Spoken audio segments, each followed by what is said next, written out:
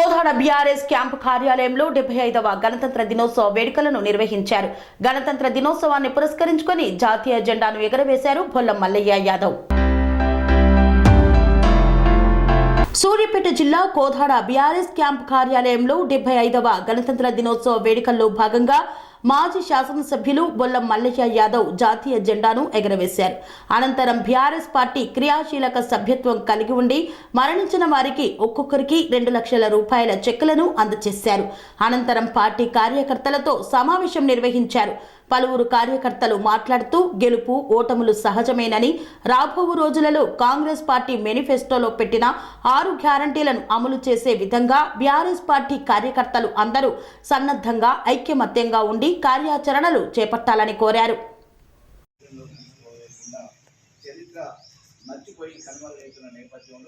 మన దేశం కోసం పోరాడిన మహానుభావుల చరిత్రని మిగిలిపోయే విధంగా రేపు తరాలకు తెలియజేయాల్సిన అవసరం.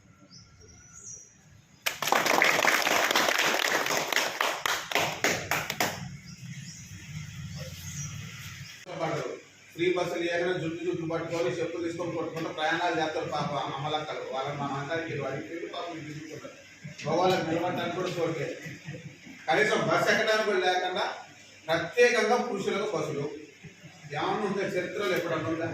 ప్రత్యేకంగా ఎవరికైనా వికలాంగులకు ప్రత్యేకంగా వేస్తారు, గర్భిణీలకు ప్రత్యేకంగా. చివరికి మన బస్సుల్ని ఆ గుంపు మీద అట్లా చేసింది. మగవాళ్ళకు ప్రత్యేకమైన బస్సులు సరే బాగానే ఉంది.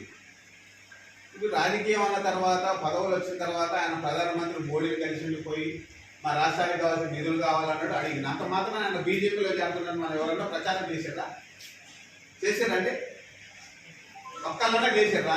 ఆయన మీద ఒక ప్రాపగండా చేశారా? కుంకుమేసి మీద ఒక 4 ఎమ్మెల్యేలు ప్రోటోకాల్ పాటించట్లేదు, జిల్లాలలో మా నియోజకవర్గాలలో మా కార్యక్రమాలు చెప్పట్లేదు, మా సెక్యూరిటీ మా గవర్నెన్స్ మా ఇబ్బంది పడుతుందని ఒక 4 బీఆర్ఎస్ ఎమ్మెల్యేలు పోయి మర్యాదపూర్వకంగా ఆ కుంకుమేశ్వరి గారిని కలిస్తే ఇక బైరో గుంపులో జాయిన్ అయ్యారు అని ఎంత ప్రచారం చేస్తారో ఒక్కడన్నా దానికి సరైన సమాధానం ఇస్తారా?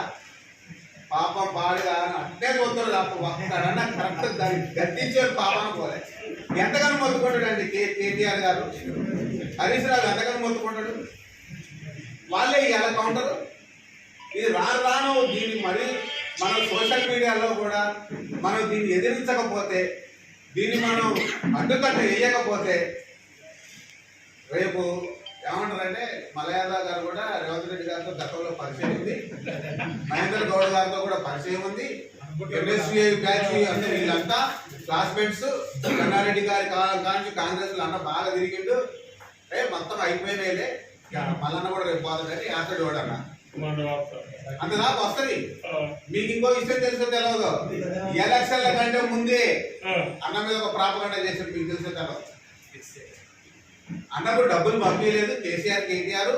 ఎందుకు పంపించలేదో మీకు తెలుసా? ఎందుకు పంపించలేదు అన్న? రేవంత్ రెడ్డితో టైప్ అయింది అంట అన్న. భారం పడకపోకుండా నా జీవన విధానం నడుపుకున్నామన్న ఉద్దేశంతో పెట్టారు.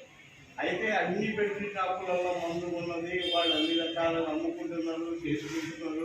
ప్రభుత్వం నుంచి కన్నడాడు ఒకసారి రూపాయలు, ఉత్తమ్ ఒకసారి రూపాయలు, పద్మారి గారు ఒకసారి రూపాయలు, వాచార గారు రూపాయలు, 70 ఇచ్చిన అతను రూపాయలు ఇస్తుంది మీద. ఏదేమైనా మల్లన్న గారు పూర్తిగా మన శరీరాల అందుబాటులో మనకు ఉంటాడు. వారి మనందరూ అన్నదందుకు మనస్ఫూర్తిగా వారి కోసం ఎన్ని టైం మనం ఉన్నాం. వారు ఎప్పుడు వచ్చినా వారికి మనం అందుబాటులో పనిచేద్దాం. ఈ అవకాశం పెద్ద నమస్కారం. జై టీఆర్, జై మల్లన్న, జై టీఆర్. ఇప్పుడు ఎట్లున్నాయి, ఇప్పుడు ఇది తర్వాత రాబోయే కాలాలు ఎట్లా ఉండబోతున్నాయి.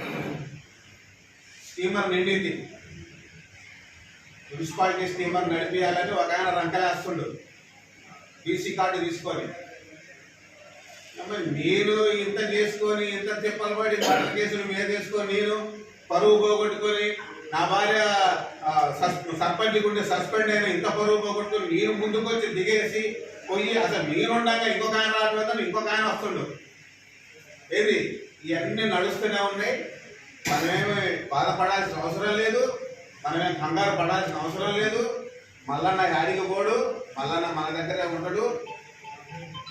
మనం ఇక నుంచైనా మేల్కొని మున్సిపాలిటీలో ఏం జరుగుతుంది, మండలంలో ఏం జరుగుతుంది, ఏంటి మార్కెట్ కమిటీలలో ఏం జరుగుతుంది, వాళ్ళు ఏం చేయబోతున్నారు, ఎలా నడవబోతున్నారు అనే దాని మీద మనం దృష్టి సారించి ఎక్కడికక్కడికి ఎప్పుడప్పుడు మనం విమర్శించే విధంగా వాటి మీద మనం పేపర్ స్టేట్మెంట్ ఇవ్వడమే కానీ, సోషల్ మీడియాలో వైరల్ చేయడమే కానీ, ఇంకా ఏదైనా సరే మీరు చేయడానికి సిద్ధంగా ఉండాలని తెలియజేస్తున్నాను. ముఖ్యంగా ఎలక్షన్ కంటే ముందు ప్రెస్ వాళ్ళు అసలు మామూలు ముప్పలయ్యా మహారాజు వాళ్ళు గమనించుకొని వచ్చే ప్రతి విమర్శకు ప్రతి విమర్శ సద్విమర్శ చేద్దాం. మనకు బూతులొద్దు, ఇంకేమవుతాయా అయా నువ్వేం చేసినావు, ఇప్పుడు ఏం చేస్తున్నావు, రేపు ఏం చేయాలనుకుంటున్నావు, ఇదే మనం దాని మీద దృష్టి పెట్టుకొని రాబోయే రోజుల్లో కోదాడ నియోజకవర్గంలో ముందు మనం టౌన్లో మనం బలపడదాం. మన రాష్ట్ర నాయకుల మీద, రాష్ట్ర నాయకత్వం మీద, ఇక్కడ నియోజకవర్గంలో పార్టీ మీద ఏమైనా విమర్శలు వచ్చినప్పుడు ఏదైనా ఎదుర్కొన్నప్పుడు వాటిని ఎదిరించగలిగేటువంటి శక్తి సామర్థ్యాలు మనం పెంచుకోవాలి. ఆ విధంగా మనం ముందుకు పోవాలని మనవి చేస్తే, ఇందులో నేను మాట్లాడిన దాంట్లో ఏమైనా పొరపాటు ఉంటే దయచేసి మన్నించండి. కష్టం ఎప్పుడు ఒక చోట కాపురం చేయదు, చీకటైన ఉదయించక మానదు. కష్టం ఎప్పుడు ఒక చోట కాపురం చేయదు, ఓర్చుకునే గుణముంటే ఓదార్చే తోడుంటే, ఓర్చుకునే గుణముంటే ఓదార్చే తోడుంటే, గుండెకింక దిగులు లేదు, మనసుకింక భయము లేదు, గుండెకింక దిగులు లేదు, మనసుకింక భయము లేదు.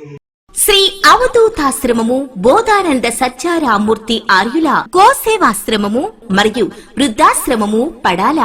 ఆశ్రమములో గోసేవ, గోవుల దానము స్వీకరించుట, మీ నవగ్రహ దోషములు పోవుటకు గోపూజ చేయబడును. మూలికా వైద్యము, గోపంచగవ్య వైద్యము చేయబడును. యంత్రములు, తావీదులు ఇవ్వబడును. శాంతి హోమములు చేయబడును. మీ ఆత్మీయుల పుట్టినరోజు, పెళ్లి రోజు మరియు వర్ధంతి వంటి ముఖ్యమైన దినములలో గోసేవ లేదా అన్నదానం చేయదలిచిన వారు సంప్రదించండి. మా వృద్ధాశ్రమంలో ఖాళీలు కలవు. చేరదలిచిన వారు సంప్రదించండి. శ్రీ శ్రీ శ్రీ స్వామి బోధానందగిరి శ్రీ అవధూతాశ్రమము, అయ్యప్ప స్వామి గుడి దగ్గర, పడాల, తాడేపల్లిగూడెం 2. Cell numbers 7981356374, 96180341138.